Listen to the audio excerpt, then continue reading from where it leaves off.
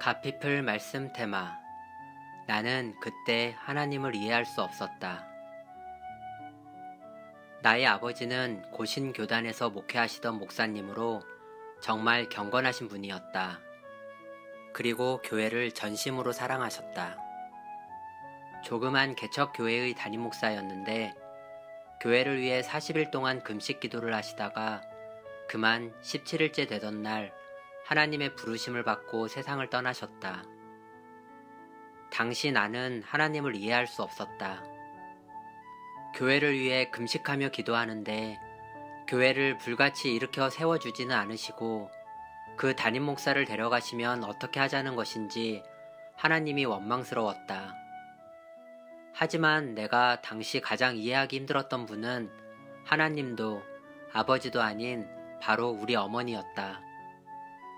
목사인 남편이 그토록 싸늘한 시신이 되어 돌아왔는데 보통 사람 같으면 목사라는 직분에 대해 회의감이 들지 않겠는가? 그런데 어머니는 어릴 때부터 자꾸 나에게 내가 커서 목사가 되어야 한다 라고 말씀하시곤 했다. 너희 아버지는 교회를 정말 사랑하셔서 교회를 위해 금식기도 하시는 중에 돌아가셨단다.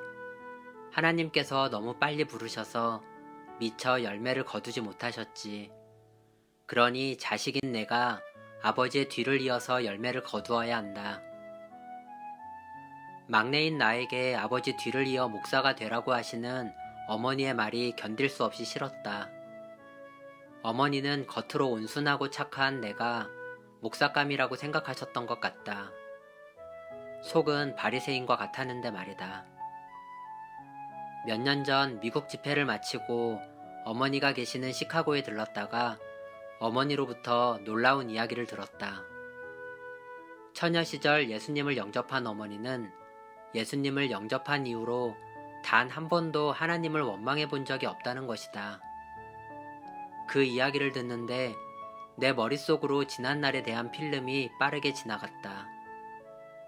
그러면서 아버지가 40일 금식 기도를 하러 가셨다가 싸늘한 시신이 되어 돌아오셨던 그 밤이 생각났다.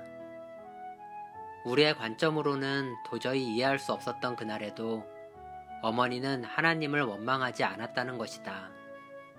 이 사실이 믿어지는가? 우리 어머니가 이상한 분일까?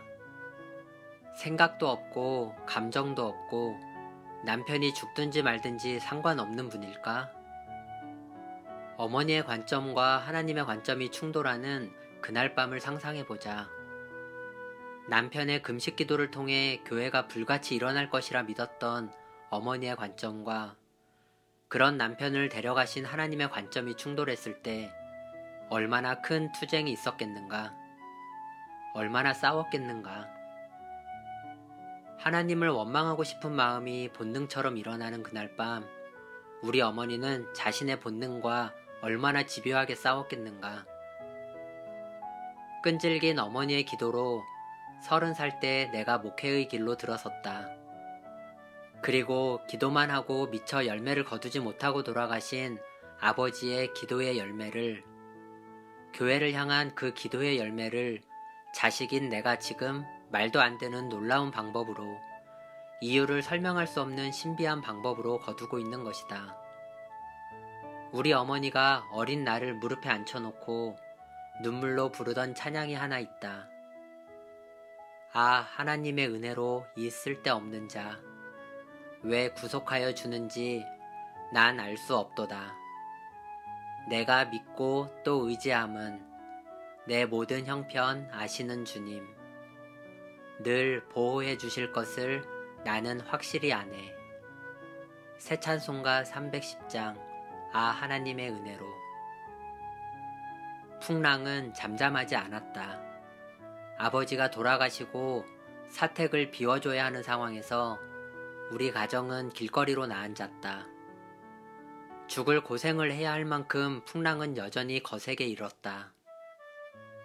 하지만 자신의 모든 형편을 잘 아시는 주님이 늘 돌보실 것을 확실히 아는 그 어머니의 믿음이 오늘의 나를 있게 만들었다.